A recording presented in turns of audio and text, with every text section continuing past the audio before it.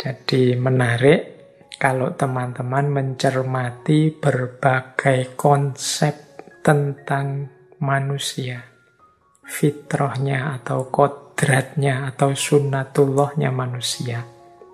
Di antara banyak konsep tentang manusia itu kalau di filsafat dikenal istilah homo faber.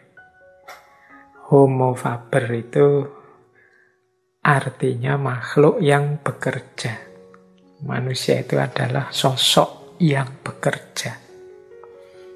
Ini saya tampilkan di slide itu beberapa identitas kodrati manusia yang banyak dibahas dalam kajian-kajian tentang manusia atau filsafat manusia.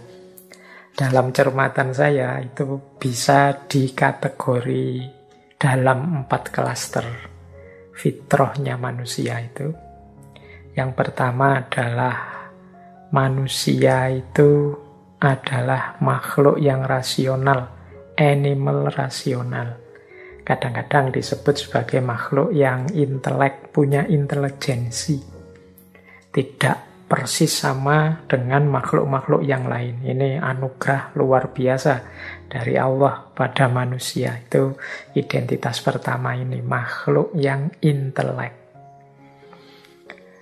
Di bagian makhluk intelek ini, manusia itu sering disebut yang pertama sebagai homo sapiens. Istilah homo ini teman-teman semoga tidak salah arti ya. Homo ini dari bahasa Latin yang artinya sebenarnya manusia. Jadi dia merujuk pada satu genus dari kera besar kalau pakai bahasa biologi ya.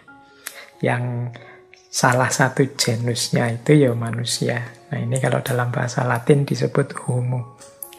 Maka homo sapiens itu ya kalau dimaknai letterlek ya genus manusia ini yang bisa berpikir. Atau kadang-kadang mudahnya ya diterjemahkan saja bahwa manusia itu makhluk yang berpikir. Berbeda dengan makhluk-makhluk yang lain. Nah ini salah satu fitrah atau kodratnya manusia, bahwa dia adalah makhluk yang berpikir. Kadang-kadang diterjemahkan pakai animal rasional. Jadi tidak hanya makhluk, tapi dia ini binatang yang berpikir. Baik, kalau ini buku-bukunya banyak yang menjelaskan betapa manusia itu dia punya penciri utama yaitu berpikir. Yang kedua, bagian dari manusia sebagai makhluk intelek adalah namanya homo mensura.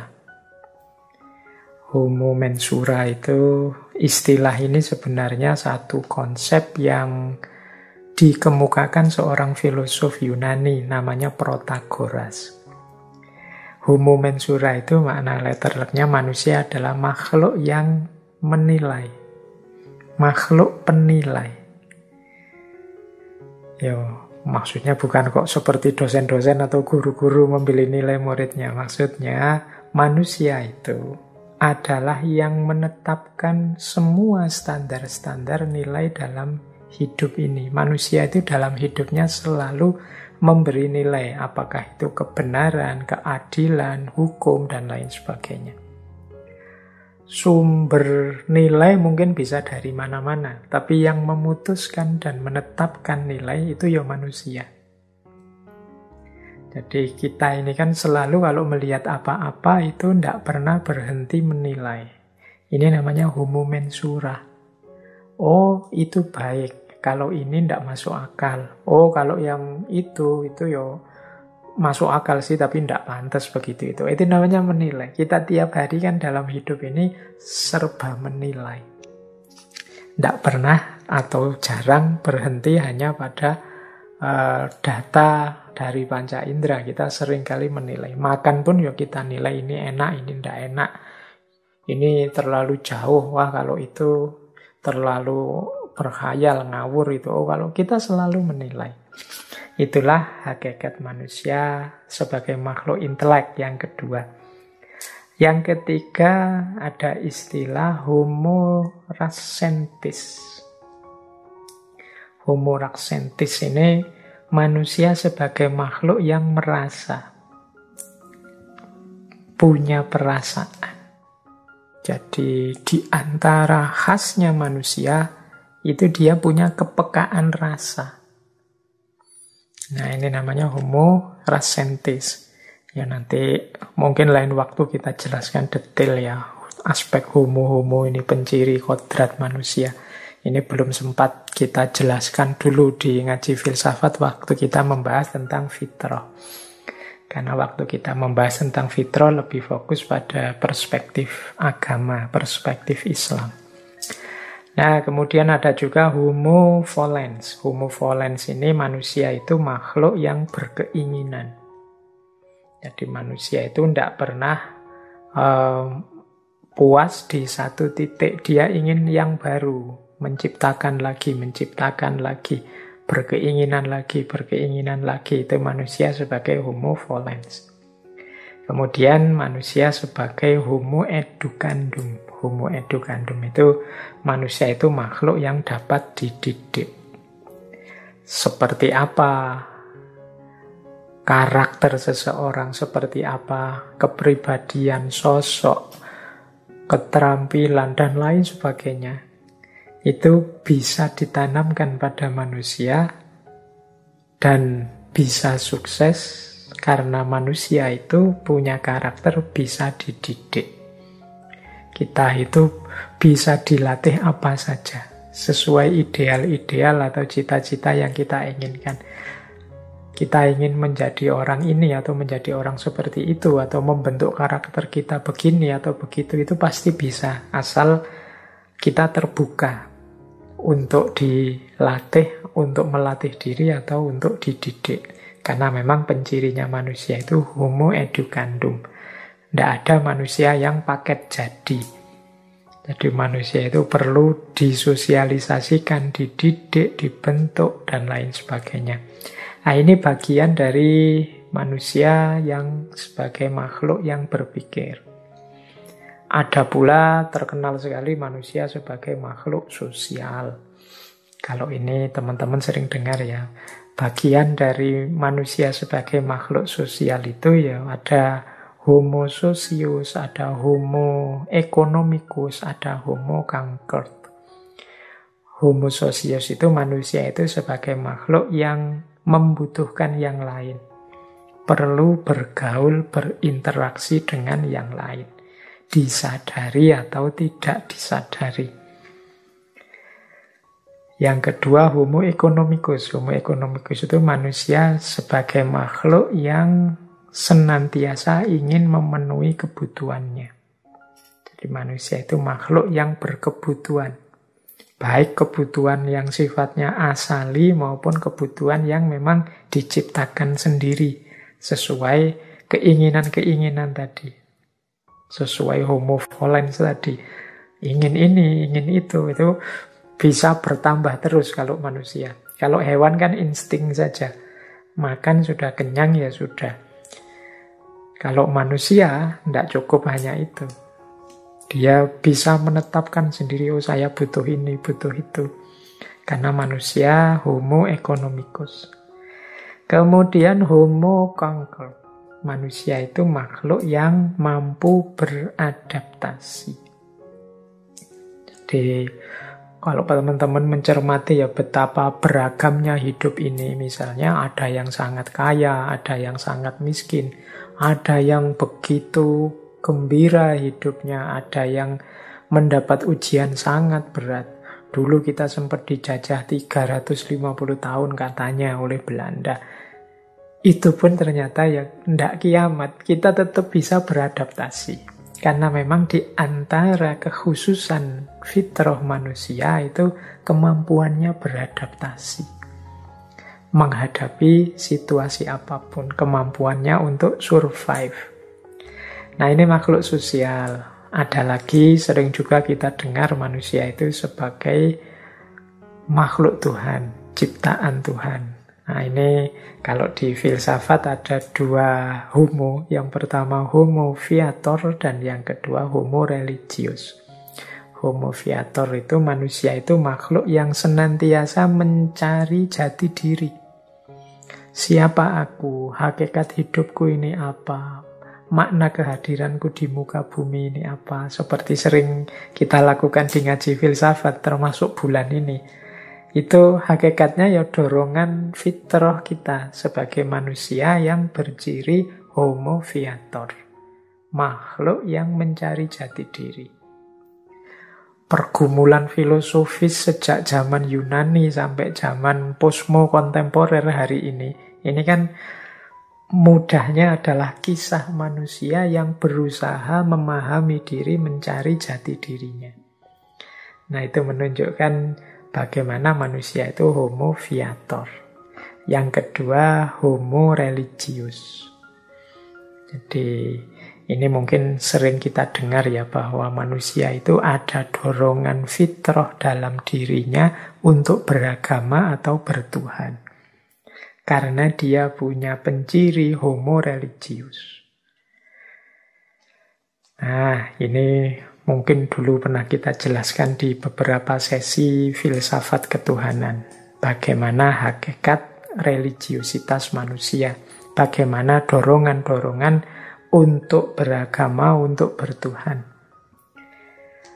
Nah, yang terakhir, ini yang kita angkat malam hari ini, yaitu manusia itu makhluk yang bekerja. Dan ini termaktub dalam 3 pencirinya, yaitu homo mechanicus, homo faber, yang tadi saya singgung sebentar, malam hari ini akan banyak kita ulas homo faber ini, dan yang ketiga homo ludens. Jadi manusia adalah makhluk yang bermain.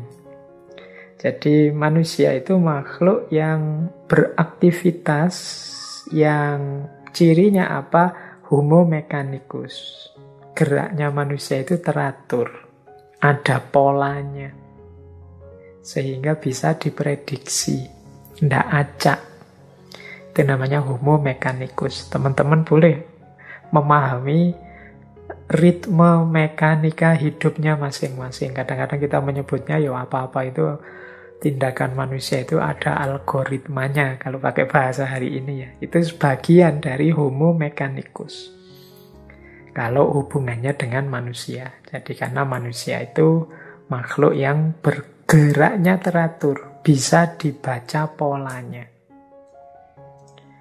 Nah, yang kedua homo faber. Nah, ini yang nanti kita bahas ya. Homo faber itu manusia itu makhluk yang berkarya atau bekerja. Yang ketiga homo ludens. Kalau homo ludens ini manusia makhluk yang bermain.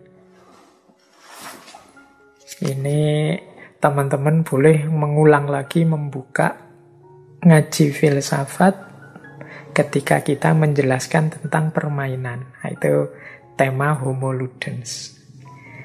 Jadi kalau mau dirinci yang sudah kita bahas itu kelihatannya homo ludens, homo faber. Kalau homo sapien mungkin bagian dari berpikir kritis, berpikir kreatif dan lain sebagainya. Kemudian mungkin homo religius itu banyak kita ungkap di sesi-sesi ketika kita membahas agama. Semoga nanti aspek-aspek fitrah kodrati manusia yang lain bisa kita angkat semua satu-satu ya pada saatnya. Baik, jadi homo faber atau kerja atau karya itu adalah bagian dari kodrat fitrah manusia. Nanti kita lihat hubungannya apa sih dengan aktivitas kerja yang membentuk kepribadian kita ini. Baik, langsung kita masuk ke homo faber. Jadi istilah homo faber itu tadi saya bilang dari bahasa Latin, karena homonya sendiri dari bahasa Latin yang artinya manusia. Faber itu artinya menghasilkan sesuatu, menciptakan sesuatu, membuat sesuatu. Jadi manusia itu makhluk yang menciptakan sesuatu, membuat sesuatu, menghasilkan sesuatu. Makanya Homo faber ini sering mudahnya kemudian diterjemahkan manusia itu makhluk yang bekerja. Ya karena untuk menciptakan sesuatu itu kan harus ada kerja yang dilakukan. Untuk menghasilkan sesuatu itu harus ada yang dilakukan.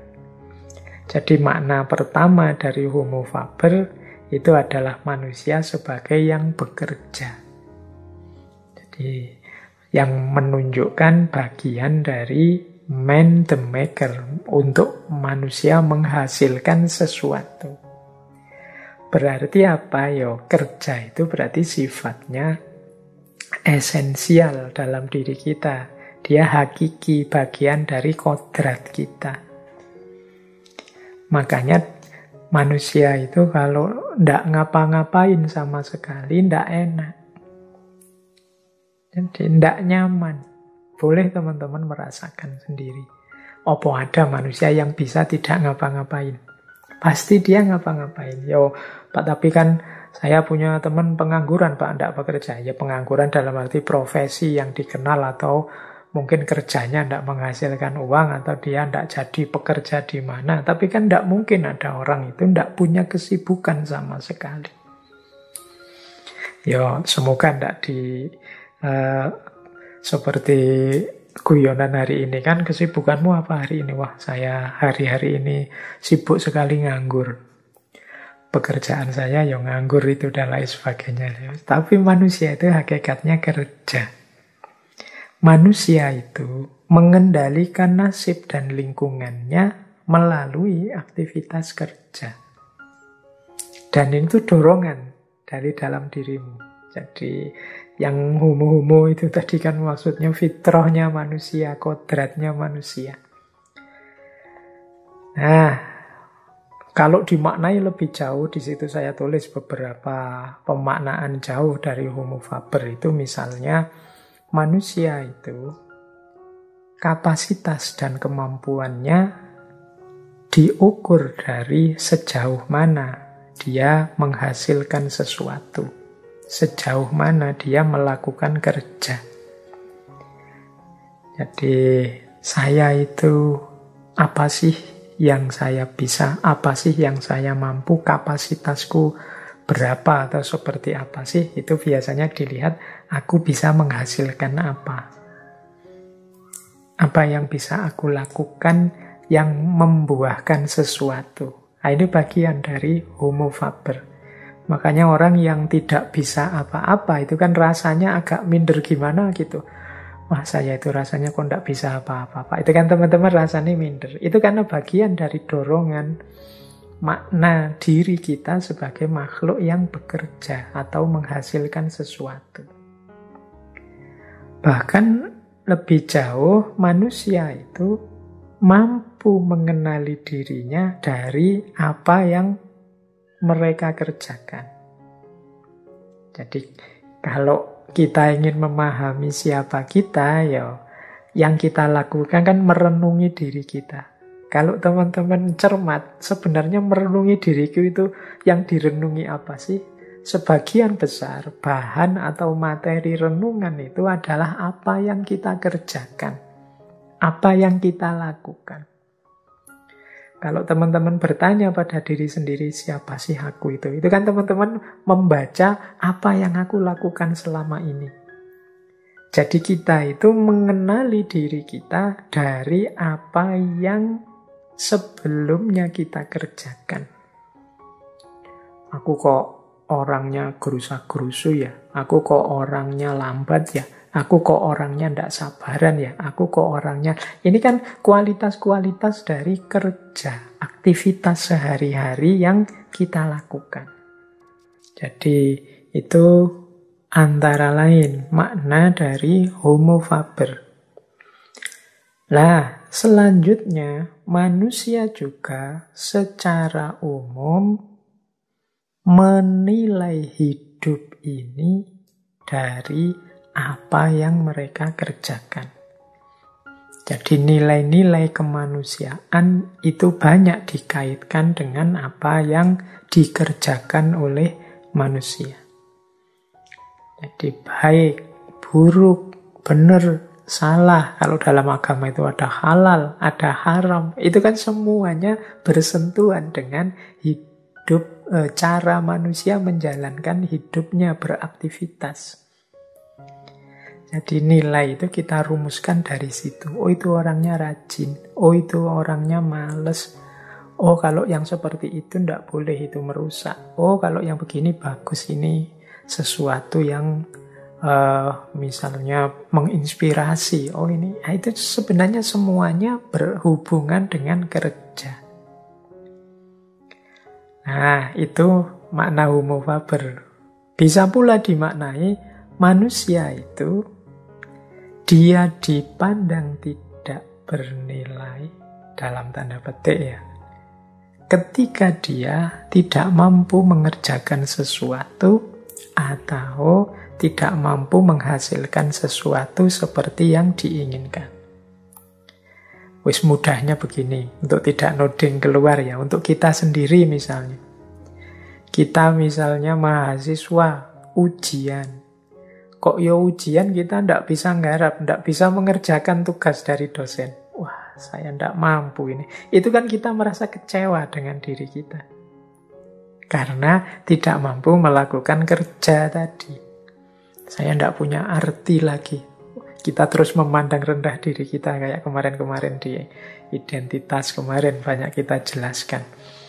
Nah, ini kan menunjukkan betapa memang manusia itu homo faber. Kalau dia merasa tidak mampu melakukan kerja, dia menganggap dirinya tidak berarti. Nah, lebih jauh bahkan ternyata perubahan-perubahan yang terjadi dalam diri kita itu juga hasil dari kerja.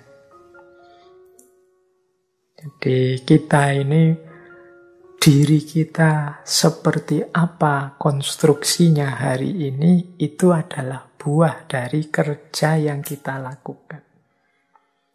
Berpikir, merenung itu penting, tapi jauh lebih berpengaruh kerja yang kita lakukan, tindakan yang kita lakukan. Kita berpikir tentang, wah ini baik, itu baik.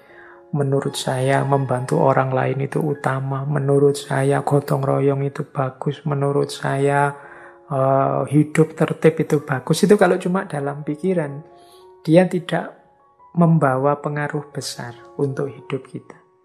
Tapi pengaruh besar itu tampak ketika kita mewujudkannya dalam kerja, dalam tindakan yang sifatnya aktual sehingga melahirkan sesuatu. Jadi kerja itu selain mungkin melahirkan tujuan dari kerja itu sendiri, nantinya efek kerja itu juga membentuk diri kita sebagai pribadi. Nah, nanti ada banyak uraian tentang itu di belakang. Bahkan, ya kalau diuraikan lagi lebih jauh, dunia ini, alam semesta ini berkembang itu juga karena hasil karya, hasil kerjanya manusia. Jadi kalau kita sering mendengar istilah hidup ini kan berkembang, hidup ini kan dinamis, itu sebagian besar perkembangan dinamika itu buah dari kerja dan karya manusia. Jadi ini salah satu anugerah Allah yang luar biasa pada manusia. Selain animal rasional atau homo sapien atau berpikir tadi, itu juga termasuk kerja.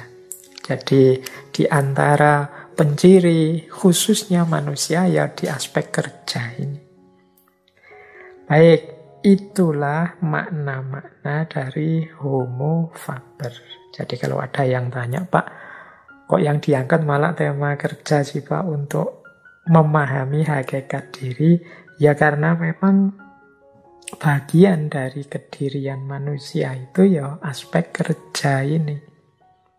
Meskipun saya tahu di pikiran teman-teman kalau saya ngomong kerja itu mesti yang terbayang kerja apa, saya besok profesiku apa, saya harus melamar kerja kemana, kan hanya itu. Makanya sering orang kemudian merasa tidak nyaman ketika membahas kerja ini karena diasumsikan kerja itu mesti nanti menyinggung diriku yang masih nganggur atau yang masih gamang dengan kerjaku di masa depan, profesiku di masa depan. Ya, semakin kita pahami nanti kan kita semakin pas cara memposisikan dunia yang kita labeli dengan istilah kerja ini.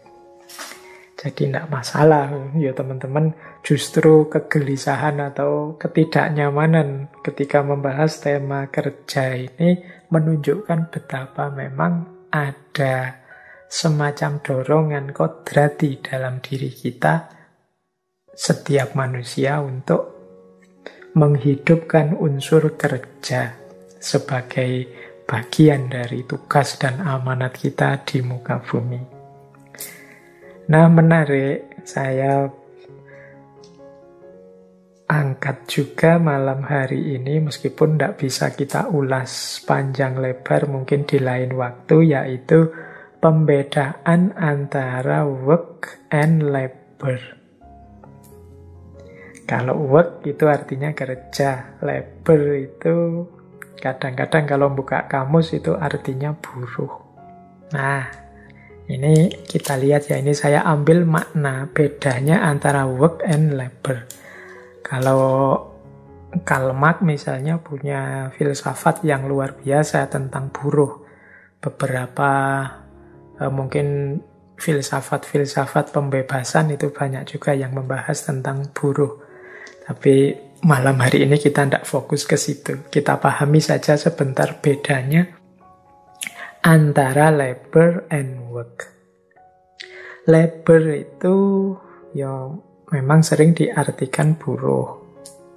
Jadi memang artinya buruh itu secara letterlek adalah aktivitas, labor itu aktivitas yang berkaitan dengan kebutuhan biologis, pemenuhan kebutuhan dasar manusia.